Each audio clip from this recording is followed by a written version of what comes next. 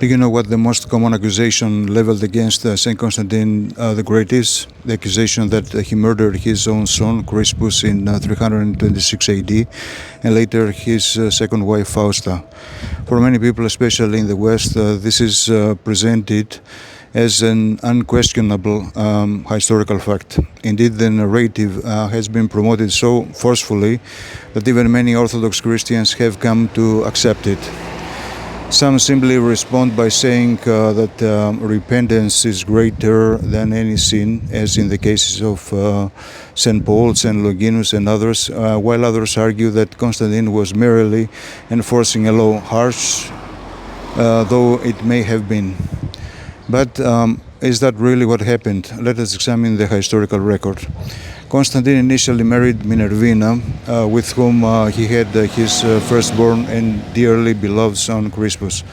Political considerations, however, would eventually lead him to separate from Minervina and marry his second wife Fausta in 307 AD. Fausta was the daughter of his co-emperor Maximian. Together they had 3 sons, each of whom would later become emperors, as well as 2 daughters. Constantine deeply loved Crispus, who was an exceptionally gifted young man. He saw in him his worthy successor. He had already elevated him to the rank of Caesar and entrusted him with the administration of Gaul.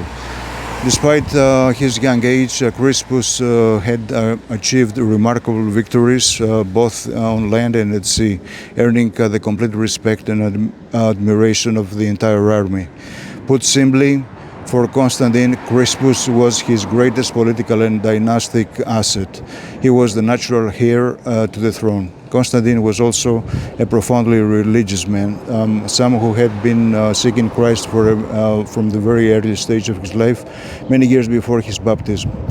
In a previous episode, we examined his relationship with his spiritual mentor, the Bishop of Cordova, Hosius, and perhaps in the future we shall revisit Constantine's deep and enduring connection with Christianity. One of the most significant legislative reforms introduced by Constantine the Great was the dramatic tightening of the laws concerning adultery. He reformed it from what had largely been a private civil offense into a serious public crime punishable by death. In later years, this penalty would be replaced by imprisonment. Then, in what appeared to be a remarkable coincidence, only a few days after the enactment of this legislation, Fausta accused Crispus of assaulting her and of engaging in an illicit sexual relationship with her, that is, adultery. Constantine, determined to set an example through the impartial application of the law, ordered the arrest of his beloved son. And shortly thereafter, before any formal investigation had been completed, and under circumstances that remained unclear to this day, Crispus was found dead. Who stood to gain from the removal of Crispus? Who accused Constantine of being responsible for his son's death? Is there historical evidence? Can we truly speak with certainty?